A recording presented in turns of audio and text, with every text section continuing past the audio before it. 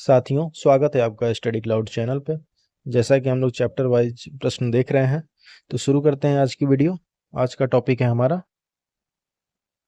मुगल साम्राज्य, इसका प्रशासन व वित्त व्यवस्था, संस्कृति एवं कला देखते हैं। कौन मुगल सम्राट आलमगीर के नाम से जाना जाता था? कौन था? औरंगजेब। औरंगजेब को आलमगीर के नाम से भी जानते हैं। इनमें से किसने हुमायूं को यह प्रस्ताव दिया था कि यदि उसे बंगाल पर अधिकार करके दिया गया तो वह बिहार को समर्पित कर देगा और 10 लाख दिनार की वार्षिक श्रद्धांजलि अर्पित करेगा? शेर खान ने। इसमें से किसने हुमायूं को यह प्रस्ताव दिया था? शेर खान का प्रस्ताव था। शेर खान अर्थात शेर शाह सूरी ने हुमायूं को यह प्रस्ताव दिया कि यदि उसे बंगाल पर अधिकार करने दिया गया तो वह बिहार को समर्पित कर देगा और 10 लाख दिनार की वार्षिक श्रद्धांजलि अर्पित करेगा। निम्नलिखित में से किस युद्ध में मुख्य विरोधियों का सही उल्लेख नहीं किया गया है? पानीपत का द्वितीय युद्ध टीपू सुल्तान और मराठा। पहला जो ऑप्शन है, हल्दी घाटी का युद्ध महाराणा प्रताप और अकबर के बीच हुआ, सत्य है। पानीपत का प्रथम युद्ध बाबर और इब्राहिम लोदी, सत्य है। पानीपत का द्वितीय युद्ध टीपू सुल्तान और मराठा, ये गलत है। ये हेमू या हेमचंद्र विक्रमादित्य तथा अकबर के मध्य लड़ा गया था पानीपत का द्वितीय युद्ध, तो ये जो है गलत है, इसलिए हमारा ऑप्शन सी जो है सही उत्तर है इसमें। नेक्स्ट देखते हैं, हुमायूं का मकबरा कहाँ स्थित है? हुमायूं का मकबरा है दिल्ली में। इस मकबरे को हुमायूं की पत्नी और मुख्य संरक्षक रानी बेगा बेगम यानी हाजी बेगम के द्वारा 1569-70 में बनवाया गया।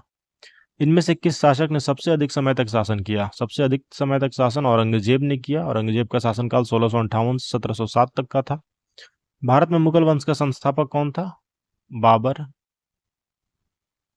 मस्त्रवीस यानी मसनवी, जो बाबर द्वारा मुस्लिम कानून के नियमों का संग्रह है, उसका क्या नाम है? उसका नाम है मुबायिन। पानीपत के युद्ध में बाबर की जीत का मुख्य कारण क्या था? मुख्य कारण था उसका तुलुगमा पद्धति। भारत में बाबर के युद्धों की कौन सी क्रमबद्धता जो है सही है? सबसे पहले होता है पानीपत का युद्ध, इसके बाद होता है खानवा का युद्ध, उसके बाद चंदेरी और लास्ट में घाघरा का युद्ध। खानवा के युद्ध में बाबर के हाथों कौन पराजित हुआ था? खानवा के युद्ध में बाबर ने हराया था राणा संग्राम सिंह को। बाबरनामा की रचना किस भाषा में की गई? बाबरनामा लिखी गई है तुर्की भाषा में।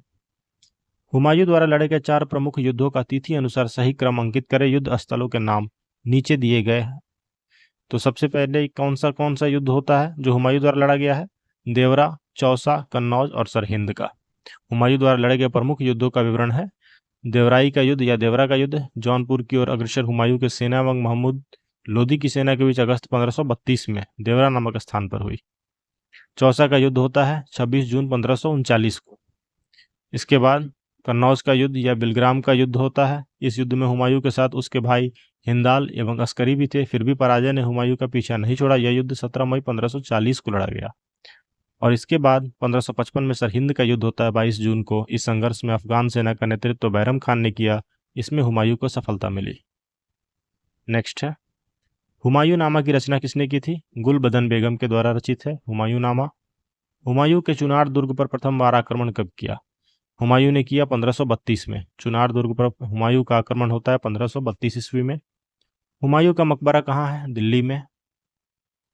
26 जून 1539 को शेर शाह और हुमायूं के बीच जो युद्ध लड़ा गया उसका क्या नाम था? कहाँ लड़ा गया था? चौसा का युद्ध। ये चौसा में लड़ा गया हुमायूं और शेर शाह के बीच।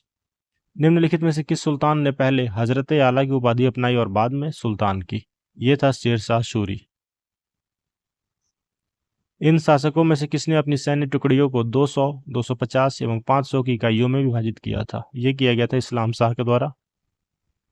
मध्यकालीन बिहार में बुनियादी प्रशासनिक इकाई के रूप में परगना को किसने विकसित किया? परगना विकसित करने वाला था शेर शाह सूरी। किसी भी सरकार ने नहीं और अंग्रेजों ने भी नहीं जितना कि इस पठान ने काफी बुद्धिमत्ता का परिचय दिया। शेर शाह सूरी के बारे में ये शब्द किसने लिखे हैं कि किसी भी सरकार ने नहीं और अंग्रेजों ने भी नहीं जितना कि इस पठान ने काफी बुद्धिमत्ता का परिचय दिया? ये लिखा गया है एच.जी. कीन के द्वारा। भारत के एकीकरण के बाद वह मध्य पूर्व और पश्चिम एशिया को एक करना चाहता था, जो एक विश्व साम्राज्य की स्थापना की और एक महत्वपूर्ण कदम था। आर.पी. त्रिपाठी ने मुगलकालीन भारत में किस सम्राट के बारे में यह लिखा है? यह लिखा गया है शेर शाह सूरी के बारे में। 1529 में किसने दक्षिण बिहार पर आक्रमण किया, लेकिन शेर खां के द्वारा परास्त किया गया। 1529 में दक्षिण बिहार पर आक्रमण करने वाला था नुसरत शाह, लेकिन ये शेर खां के द्वारा परास्त किया गया। कश्मीर घाटी के अंतिम मुस्लिम शासक यूसुफ शाह चक, जिन्हें मुगल सम्राट अकबर द्वारा बिहार में निर्वासित किया गया था, दफन है कहाँ पे? नालंदा में। नेक्स्ट क्वेश्चन है, निम्नलिखित में से किस राजवंश द्वारा मनसबदारी प्रथा का आविष्कार किया गया? मुगल वंश के द्वारा किया गया है। मध्यकालीन भारत में मनसबदारी व्यवस्था क्यों लागू की गई थी? सैनिकों की सुगमता से भर्ती के लिए। अकबरनामा के कितने खंड हैं? ये 3 खंडों में है। रज़्मनामा किस हिंदी ग्रंथ का फारसी अनुवाद है? महाभारत का फारसी अनुवाद रज़्मनामा के नाम से है। मध्यकाल में किस वंश की पारिवारिक उपाधि मिर्जा थी? मुगल वंश की। पद्मावत किसने लिखा है? पद्मावत लिखा गया है मलिक मोहम्मद जायसी के द्वारा। आईने अकबरी किसके द्वारा लिखी गई? आईने अकबरी लिखी गई है अबुल फजल के द्वारा। अकबर के दरबार में कौन सा सुप्रसिद्ध चित्रकार था? ये था अब्दुल शम्मद। अकबर के दरबार का प्रसिद्ध चित्रकार अब्दुल शम्मद था। अकबर ने इसी के अधीन चित्रकला के लिए एक अलग विभाग की स्थापना की थी। जब्ती प्रणाली किसकी उपज थी? जब्ती प्रणाली शेरशाह की उपज थी।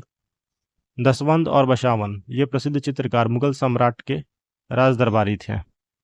किसके? अकबर के। अकबर के शासनकाल में दसवंध और बशावन प्रसिद्ध चित्रकार थे जो मुगल सम्राट के राज दरबारी थे। यूरोपीय चित्रकारी का प्रवेश किसके दरबार में हुआ? यह हुआ अकबर के काल में। निम्नलिखित में से फतेहपुर सीकरी के निर्माण का श्रेय किसको जाता है? अकबर को जाता है। किस मुगल शासक ने चित्रकारी के लिए विभाग बनवाए? अकबर ने अलग विभाग बनवाया।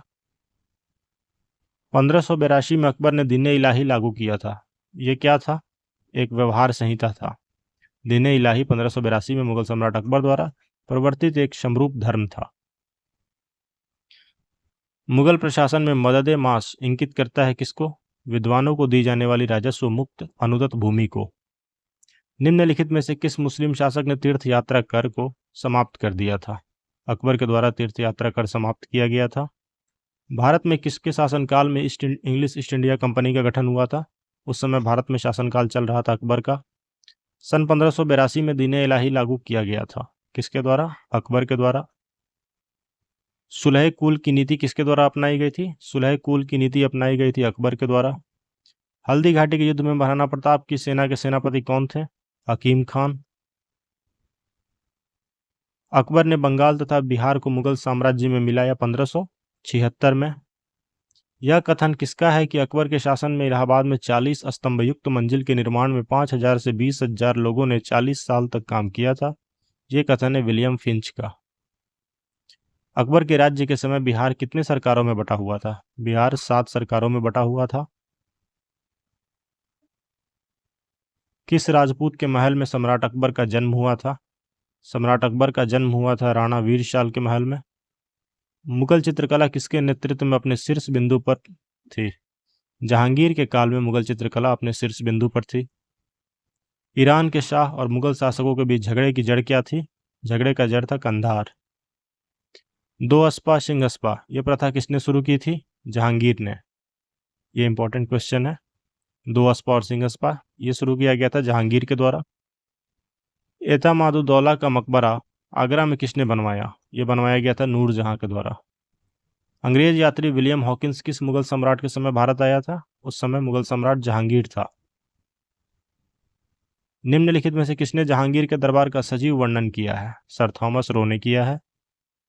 निम्नलिखित अंग्रेजों में से किसे जहांगीर ने खान की उपाधि से सम्मानित किया था? हॉकिंस। हॉकिंस को जहांगीर ने खान की उपाधि दी थी। पर्शियनकारी या पिट्रा ड्यूरा ये निम्न में से किससे संबंधित है? ये दीवारों में अर्धकीमती पत्थर जड़कर फूलों की नक्काशी करना से संबंधित है।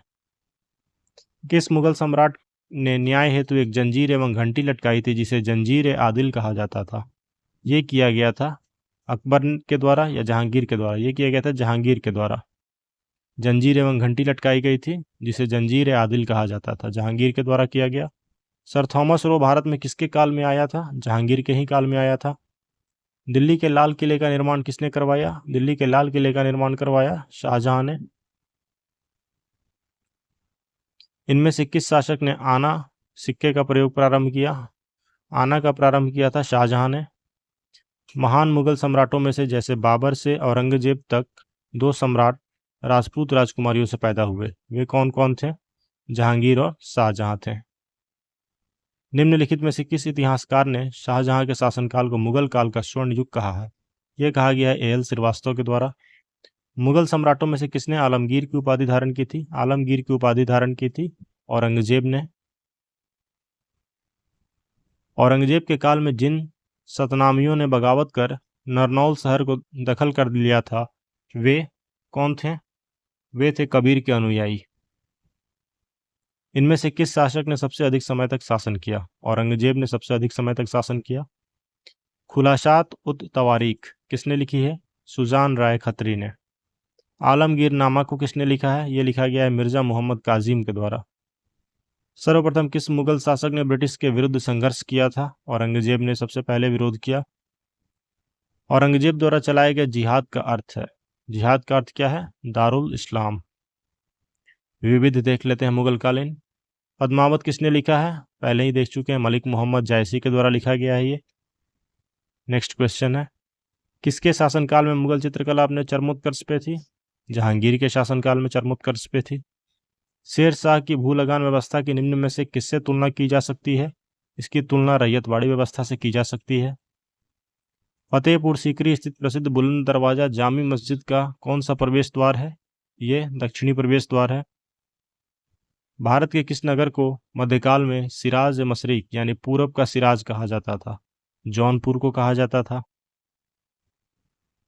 जौनपुर जो था, जौनपुर की स्थापना फिरोज शाह तुगलक ने अपने भाई जौना खां यानी मोहम्मद बिन तुगलक की याद में की थी। यह उत्तर प्रदेश राज्य में स्थित है जौनपुर। मुगल प्रशासन में मुहतसिब, मुहतसिब कौन था? लोक आचरण अधिकारी, इसे मुहतसिब कहते थे। दास्ताने अमीर हमजा, इसका चित्रांकन किसके द्वारा किया गया है? मीर सैयद अली के द्वारा। निम्नलिखित में से किस मुगल बादशाह ने अंग्रेजों को उनके व्यापार में मदद करने के लिए एक महत्वपूर्ण फरमान दिया? फर्रुख शेर के द्वारा फरमान दिया गया था। 1717 में अंग्रेजों को उनके व्यापार में मदद करने के लिए एक शाही फरमान दिया गया था फर्रुख शेर के द्वारा। मयूर सिंहासन पर बैठने वाला अंतिम मुगल सम्राट कौन था? मोहम्मद शाह। जवाबित का संबंध किससे था? राज्य कानून से। कोश मीनार है, कोश मीनार क्या है? एक दूरी निर्धारक है। कोश मीनार अर्थात दूरी मापने का एक पैमाना है। देखते हैं मराठा राज्य और संघ से संबंधित प्रश्न। शिवाजी के पिता का नाम क्या था? शाहजी। सर्वप्रथम किस मराठा पेशवा ने सहायक संधि को स्वीकार किया? स्वीकार करने वाले सबसे प्रथम बाजीराव द्वितीय। सतनामी पंथ की स्थापना किस वर्ष हुई थी? 1657 ईस्वी में। शिवाजी के पिता का क्या नाम था? शाहजी। शिवाजी की राजधानी कहाँ थी? रायगढ़। निम्न में से किस शासक के अंतर्गत 8 मंत्रियों की एक समिति अथवा अष्टप्रधान थी? शिवाजी के अंतर्गत। शिवाजी के शासन तंत्र में विदेश मंत्री डैश के नाम से जाना जाता था? सुमंत के नाम से जाना जाता था विदेश मंत्री। नेक्स्ट है, एक झलक देख लेते हैं। पेशवा राजा का प्रधानमंत्री होता था। अमात्य वित्त या राजस्व मंत्री होता था। वाकियानविश अथवा मंत्री ये गृह मंत्री होता था। सचिव राजकीय पत्र व्यवहार का कार्य करता था। दबीर या सुमंत विदेश मंत्री होता था। सेनापति अथवा सरे नौबत सेना की भर्ती संगठन रसद प्रबंध करता था। पंडित राव ये मुख्य विद्वानों या धार्मिक कार्यों के लिए दिए जाने वाले अनुदानों का दायित्व देखते थे। न्यायाधीश न्याय का कार्य करते थे राजा के बाद। समर्थ रामदास किसके गुरु थे? शिवाजी के गुरु थे समर्थ रामदास। महाराष्ट्र में वतनदार किस वर्ग को कहा जाता था? ये सामंत वर्ग को कहा जाता था वतनदार। सरंजामी प्रथा किससे संबंधित थी? ये मराठा के भू राजस्व प्रथा से संबंधित थी। नेक्स्ट वीडियो में हम लोग देखेंगे आधुनिक भारत का इतिहास। Thanks for watching, keep supporting study cloud.